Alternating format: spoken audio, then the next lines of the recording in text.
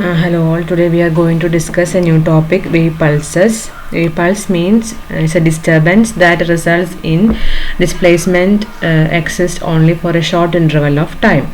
So pulse can be considered as the disturbance that results in the displacement. So the cause of displacement can be considered as a pulse. And its velocity can be represented by the relation V is equal to root of T by mu, where T is the tension acting on the string and mu is the mass per unit length of the string. So V can be calculated as V is equal to root of T by mu. This is the same expression we have obtained in the case of a progressive wave. So how we can generate a pulse? So please look into the situation where we have a rope whose one end is tied at this wall and the other end is free, and such that if we make oscillations on this rope up and down in a simple harmonic way, you can see that the disturbance will propagate from this end to this end, and this propagation of this disturbance from this free end to this fixed end results the displacement of this rope, and this disturbance can be considered as a pulse, and which moves with the velocity v, which is given by this expression root of T by mu. This figure represents the different stages of propagation of a disturbance. This is the initial situation, there is no disturbance here. The second situation, we start oscillating this rope such that the disturbance starts here. It propagates, again propagates and reaches the final end of this rope, that is the fixed end. So this figure represents the propagation of a disturbance from one end to the other end of the string, and this propagation of disturbance results the displacement of the rope, and this disturbance is called as a pulse. Now represents the mathematical representation of a pulse. This is a schematic representation of a pulse at a time t is equal to 0. So this represents a pulse whose initial condition, that is at t is equal to 0, where the amplitude, the maximum height of the pulse coincides with this initial coincides with the origin. So this is the initial situation. And the wavelength of this pulse is lambda. So consider the pulse propagates with a velocity v, such that at a later time t is equal to t1, we can represent the pulse like this. This is the position of the pulse such that which means that this pulse travels a distance delta x is equal to v into delta t, where v is the velocity with which the pulse propagates. So this is a schematic representation of a pulse at an initial time t is equal to 0 and at a later time t is equal to t1. Mathematically, we can represent this pulse as y of t, which is not equal to 0 for this time limit 0 less than t less than delta t, and it will be equal to 0 when delta t less than infinity. This is the mathematical representation. This is a schematic representation. This is a situation of the pulse at initial time t is equal to 0. This is the representation of the pulse at a later time t is equal to t1. Then delta x gives the displacement of the pulse, which is equal to v into delta t. And a pulse can be generated, or pulse can be formed by superimposing large numbers of harmonic oscillations, all with the same amplitude and with a closely neighboring frequency. So pulse can be generated by the superposition of harmonic oscillations with almost the same amplitude and frequency. Now we consider the construction of a pulse. For this construction of a pulse, consider a rope whose one end is fixed, and we start oscillating this rope one end up and down in simple harmonic motion with a period of 1 hour. 1 hour period means it has 3600 seconds. The period is 3600 seconds. If 100 Newton is the tension given to this rope in order to oscillate, and the linear density mass per unit length of the rope is mu is equal to 1 kilogram per meter, then the speed of the pulse which is generated on this rope can be given as v is equal to root of t by mu is equal to 10 meter per second. So if we given a tension of 100 Newton to a string having linear density 1 kilogram per meter, the velocity of the pulse generated on the string will be equal to 10 meter per second. Using this velocity, we can calculate the wavelength of the wave produced as lambda is equal to v by nu, where v is the velocity, nu is the frequency. V is equal to 10 meter per second. Nu is 1 by time period. Well, frequency is 1 by time period, that is 1 by 3600. So the answer will be 36,000 meters.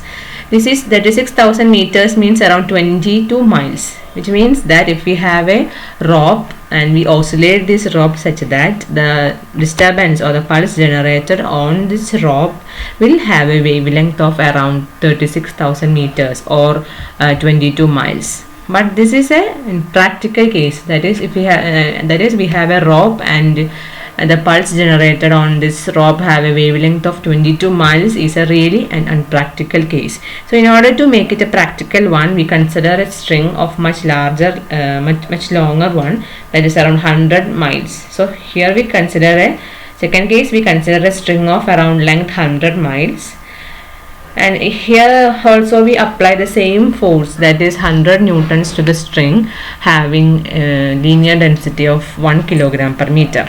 So the velocity obtained in this case also the same, that is v is equal to root of t by mu will be again equal to 10 meter per second, since the velocity of this pulse generated doesn't depend on the length of the rope, it depends only on the tension applied and the linear density.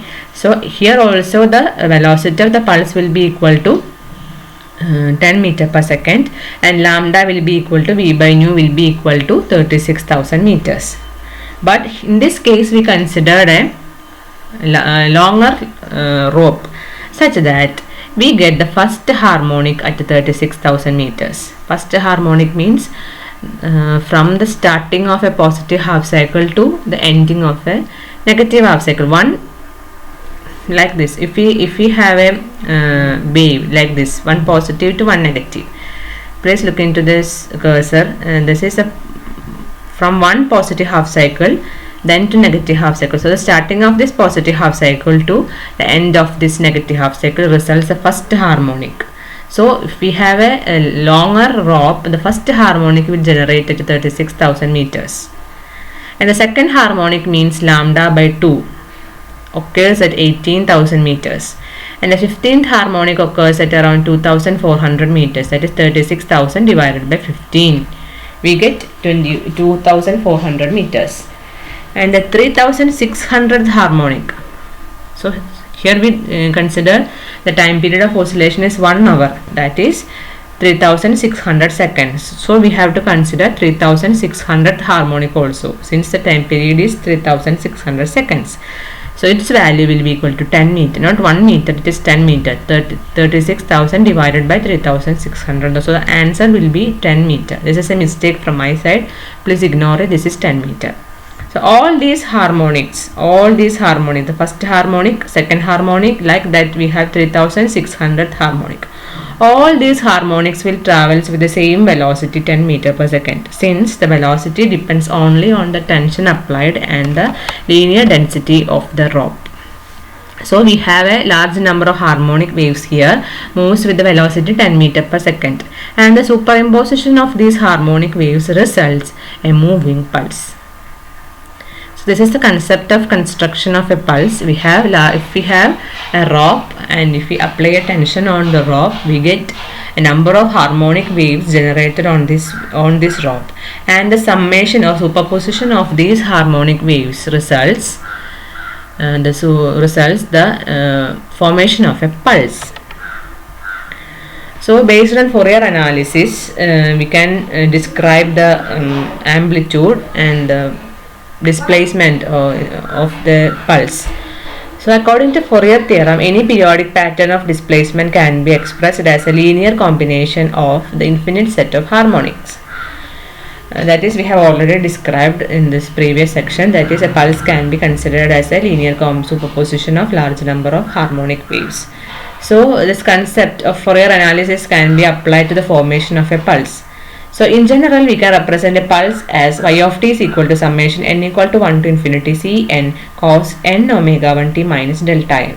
This is a general expression of a pulse. That is we have a set of harmonics. This term represents a harmonic wave, and summation n equal to 1 to infinity represents the linear combination of these harmonics. So summation Cn cos n omega 1 t minus delta n represents a pulse, that is a linear combination of a set of harmonics. According to Fourier theorem, this y of t can be represented as a sum of cosine terms and sine terms and cosine terms. This is the expression of Cn cos n omega 1t minus delta n when delta n is equal to pi by 2. When delta n is equal to pi by 2, this term will be like this. So y of t can be represented as summation Cn cos n minus n omega 1t minus delta n can be represented as a term which contains sine terms and a term which contains cos terms, that is summation n equal to 1 to infinity an sin n omega 1t plus summation equal to 1 to infinity bn cos n omega 1t. So according to Fourier theorem, we can represent y of t as a combination of sine and cosine terms, and depending on y of t whether odd, even or both, Fourier expansion contains only sine and cosine terms, which means that if y of t is an odd function, it has only the sine terms since sine is an odd function, and if y of t is an even function, it has only cosine terms since cos is an even function. If y of t is even and odd, like the term y of t contains both sine and cosine terms. A function is even means, y of t is even means, what is the concept of even? If we replace t with minus t such that y of minus t is equal to y of t, we can say that y of t is an even function. If in y of t, if we replace t with minus t such that it ends up with y of minus t is equal to minus y of t, then we can say that y of t is an odd function. So if we have y of t which is an even function, it consists of only the cosine terms. If y of t is an odd function, then it contains only the sine terms. Then we move on to see the symmetry of a pulse. How we can check the symmetry of a pulse? In order to check the symmetry of a pulse, shift the origin of time t to the center of the pulse with reference to time. Then, if the pulse is equally distributed onto either sides of the new origin of time, then we can say that the pulse y of t exhibits even symmetry. That is, please look into this figure. This is the initial situation of the pulse. This is the origin of time. Now we shift this origin of time to the center of the pulse such that equal portion of this pulse is distributed on either sides of the origin. Then we can say that this pulse has even symmetry. Similarly, here also we change the origin of time to the center of the pulse. Then equal portion of the pulse distributed on either sides of the origin, which means that this pulse also has even symmetry. And we look into odd symmetry. Consider the same situation. We have a pulse of this shape. This is this origin of time. Now we shift this origin of time to the center of the pulse such that this pulse line coincides with the new origin, which means that the pulse has an odd symmetry. Here also we change the origin of pulse to the center of the pulse such that this pulse line coincides with the new origin, which means that the pulse has an odd symmetry. So in order to check the symmetry of a pulse, we change or shift the origin of time to the center of the pulse. Then if equal portion of this pulse is distributed on either sides of this new origin, then we can say that the pulse is even symmetry. The pulse has even symmetry. If the pulse line coincides with the new origin, then we can say that the pulse has odd symmetry. Now we move on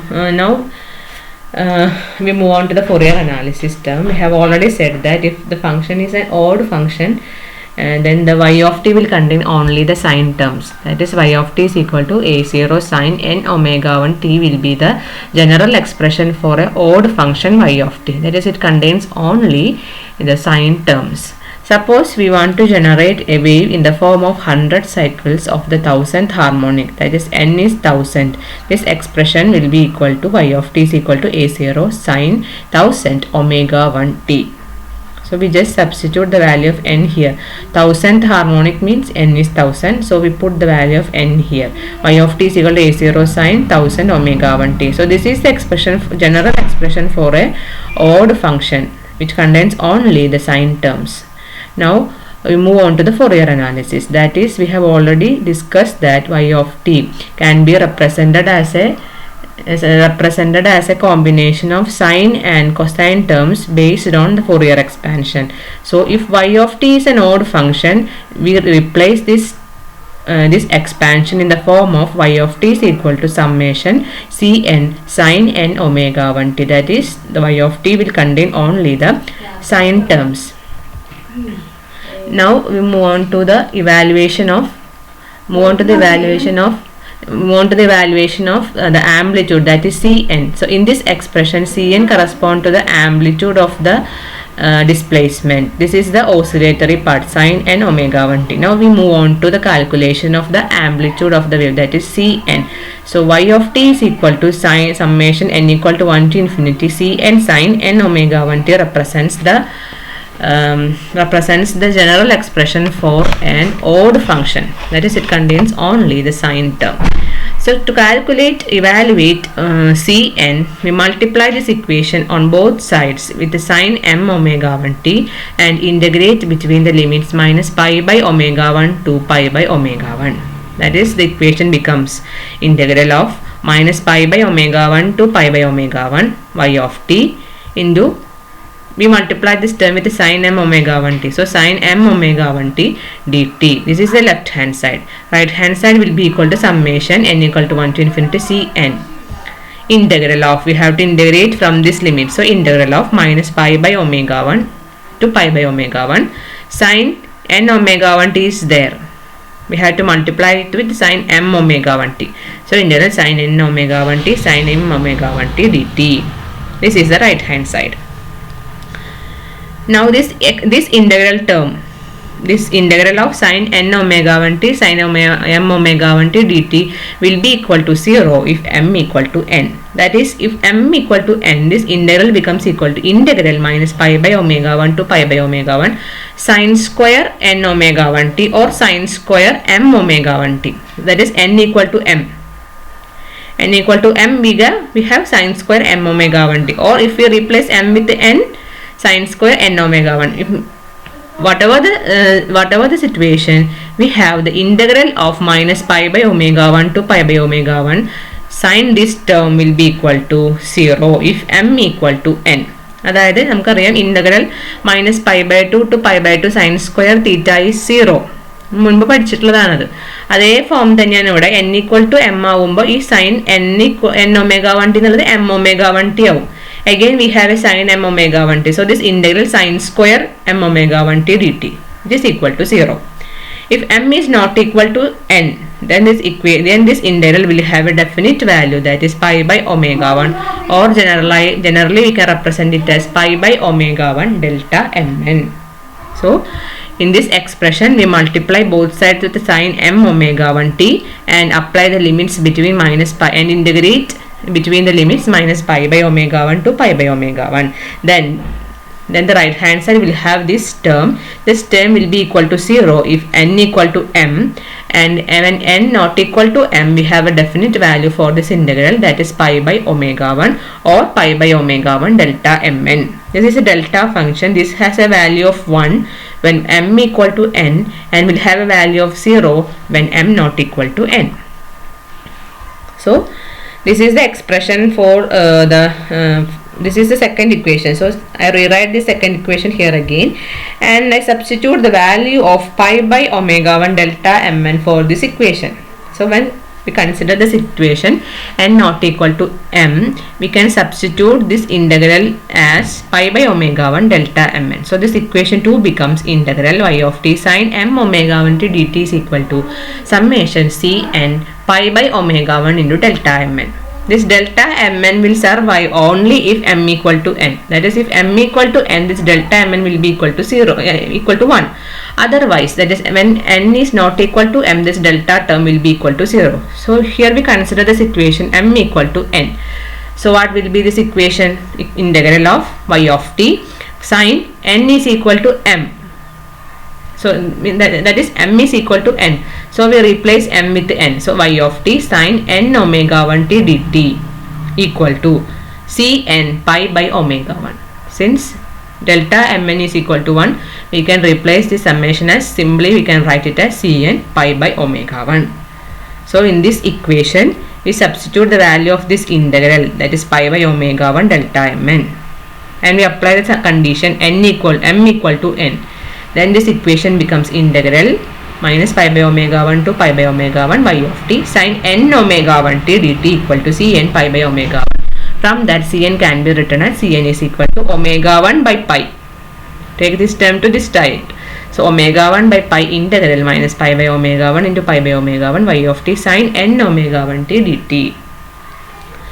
This is the condition if the limits are minus pi by omega 1 and pi by omega 1. Suppose y of t exists between the range minus 100 pi by n omega 1 to 100 pi by n omega 1. Now we change the limit to these two values. And if y of t have the form a0 sin capital N omega 1 t, then what will be the value of Cn? Substitute the value of y of t as a0 sin n omega 1 t and change the limits. So the expression for Cn becomes omega 1 by pi into a0 integral. Substitute the value of y of t here, that is a0 sin n omega 1 t. a0 is a constant, so we take it outside. That is omega 1 a0 by pi. From the limits integral, the new limits are minus 100 pi by n omega 1 to 100 pi by n omega 1 sin n omega 1 t sin small n omega 1 t dt. This is the expression for Cn. So here, look into this integral. Here we have sin a sin b form. Sin a sin b is half cos a minus b minus cos a plus b. So sin n omega 1 t sin small n omega 1 t dt can be represented as half cos a minus b, that is cos n minus n omega 1 t minus cos a plus b cos n plus n into omega 1 t. And in this expression 5 we have an integral. So we consider the integration of sin n omega 1 t sin small n omega 1 t dt, which is equal to half into, take the integral of the first term, that is cos this term. Integral of this cos term will be equal to sin n minus n omega 1 t divided by the coefficient of t, that is n minus n omega 1 minus the integral of the second term, that is cos n plus n omega 1 t becomes sin n plus n omega 1 t divided by the coefficient of t, that is n plus n omega 1. So we consider this term and write it in the form of this form using the trigonometric relation, and we get this equation. In this equation we integral this equation. Integral of this term will get the integral of the first term minus integral of the second term, that is this equation. Half into integral of first term minus integral of second term. Therefore, the Cn equal to omega 1 a0 by pi integral sin n omega 1 sin n omega 1 dt becomes, substitute the value of integral sin n omega 1 t sin small n omega 1 t here, dt here and apply the limits. So what will be the value? Omega 1 a0 by pi into the first this is the integral of this term. So in this term first we apply the upper limits, so this term will be corresponding to upper limit. So omega 1 a0 by pi into integral of this term, and we apply the upper limits here. So sin n minus n omega 1 into upper limit instead of the upper limit, that is 100 pi by n omega 1 by n minus n omega 1 minus second term sin n plus n omega 1 t upper limit n plus n omega 1. This is the term corresponding to this integral with upper limit minus upper limit minus lower limit. So half into sin n minus n omega 1 into lower limit. Please put the lower limit here. I forgot to put here. Please put the lower limit minus 100 pi by n omega 1 here. So the next term will be minus half into sin n minus n omega 1 instead of t, substitute the lower limit minus 100 pi by n omega 1 divided by n minus n omega 1 minus second term sin n plus n omega 1 into the lower limit minus 100 pi by n divided by n plus n omega 1. So rearranging this equation we end up with the Cn is equal to omega 1 a0 by pi into sin 100 pi by n minus n divided by n minus n omega 1 minus sin 100 pi by n plus n by n plus n omega 1. For n is approximately equal to n, The second term contains, this is the second term. In this second term, n plus n is approximately equal to small n. So n plus small n becomes 2 times of n. This denominator will be very large compared to this numerator. So what happens? This term will be very small. This term will be very small means this is almost a negligible one. Then Cn can be represented as omega 1 a0 by pi sine 100 pi by n minus n by n minus n omega 1. So please cancel this omega 1 and omega 1. Then the value of Cn becomes a0 by pi sine 100 pi by n minus n by n minus n. This is the expression for Cn. Now multiply the denominator and numerator with 100 pi by n. Then what will be the value of Cn? Multiply the numerator with 100 pi by n. That is 100 pi by n a0 by pi sine 100 pi by n minus n divided by. Multiply the denominator with 100 pi by n. So denominator is 100 pi by n minus n. So cancel these two terms. These two pi cancel. So the answer will be 100 a0 by n. The remaining term will be like this: 100 pi by n minus n by 100 pi by n minus n. Now put this term 100 pi by n minus n as theta 0. So the Cn becomes equal to 100 a0 by n sine theta 0 by theta 0. Now we apply the limits. When theta 0 tends to 0, there is a lower limit, that is theta 0 tends to 0. The function sine theta 0 by theta 0 tends to unity. Which means that sine theta 0 when sine theta 0 when theta 0 tends to 0, sine theta 0 becomes theta 0, becomes approximately equal to theta 0. Then theta 0 by theta 0 will get 1. So when theta 0 tends to 0, sine theta 0 by theta 0 tends to unity. Then Cn becomes equal to 100 a0 by n into 1. So 100 a0 by n. When we want to generate a wave in the form of 100 cycles of the 1000th harmonic, capital N will be 1000. Then Cn will be equal to 100 a0 by capital N. That is 100 a0 by 1000, which is equal to a0 by 10. Which is equal to a0 by 10. This is a case with theta is equal to theta tending to 0. When theta tending to pi, what will be the value of sine? Sine pi will be equal to 0. Then Cn will be tending to 0.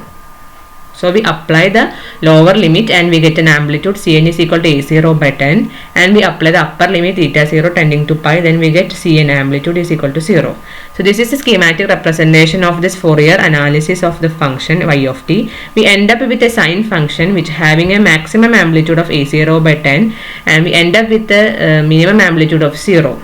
So the Fourier analysis shows that the required pulse is a sine function with a maximum amplitude a0 by 10 containing 100 cycles. So what we have done is that we have considered y of t as a combination of sine and cosine functions based on the Fourier expansion, and if y is an odd function, this y of t contains only the sine terms, then y of t can be represented as like this.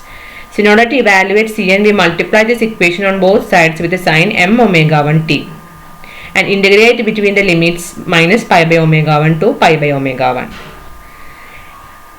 And in this integral will be equal to 0 when m equal to n, will have a value of pi by omega 1 delta mn when m not equal to n. So we apply the condition m not equal to n here, and the expression for Cn becomes like this: Cn pi by omega 1 delta mn. RHS will be like this. This delta mn will survive only if m equal to n. Otherwise, if m not equal to n, delta term will be equal to 0. So we can apply the situation m equal to n here. So this expression becomes equal to y of t sine n omega 1 t dt is equal to Cn pi by omega 1. From that we can get the expression for Cn. Cn is like this. Now we change the limits from minus 100 pi by 2 n omega 1 to 100 pi by n omega 1, and we consider the expression for y of t as a0 sine n omega 1 t. Then the expression for Cn will be like this. And here this is in the form of sin A sin B, that is using the relation half cos A minus B minus cos A plus B. We can write sin n omega 1 t sin n omega 1 t as this, like this. Now we take the integration of this term. So the integration will be half into integral of first term minus integral of second term. So we apply this integration here and we put the limits, and these are the two terms corresponding to the integral. This is the integral, and we apply the upper limit here, and this is the value of integral, and we apply the lower value here. And rearranging, we will get Cn is equal to like this. In this expression, when n is capital N is approximately equal to small n, this term denominator will be very high for the second term, so that second term almost will be negligible one. So the Cn will be reduced to only the first term. Then omega 1 will get cancelled and we obtain a new term, new expression for Cn. In this expression, multiply the denominator and numerator with 100 pi by n. Then we will get Cn is equal to 100 a0 by n sin this term. In this term, 100 pi by n minus n is taken as theta 0. Then Cn will be get 100 a0 by n sin theta 0 by theta 0. Now we are going to apply the limits. First one is the lower limit, that is when theta 0 tending to 0. Then the function sin theta 0 by theta 0 tending to unity. That means that when theta 0 is 0, sin theta 0 will be almost equal to theta 0. Then theta 0 by theta 0 will be equal to 1. So this Cn will be equal to 100 a0 by n when theta 0 tending to 0. Now we substitute the value for n. That is, if you want to generate a wave in the form of 100 cycles of the 1000th harmonic, n will be capital N will be 1000. Then the value of Cn will be a0 by 10. That is, in the lower limit, theta tending to 0, we get an amplitude of a0 by 10. And the upper limit, when we apply the upper limit, theta 0 tending to pi, then sin pi will be 0. So Cn will be equal to 0. And this is the resultant of this Fourier analysis. The result is a sine function having a maximum amplitude of a0 by 10 and a minimum amplitude of 0. So the Fourier analysis shows that the required pulse is a sine function with a maximum amplitude a0 by 10 containing 100 cycles. So please go through this class carefully. There is a little bit of integration, limit application like that. Some more mathematical terms will be there. Please go through the class carefully and write the steps in your notebook very carefully. And if you have any doubt or if you didn't understand the class, please openly message me in the WhatsApp group. Okay, so I hope you all understand today's class. Otherwise, please message me in the WhatsApp group. Thank you.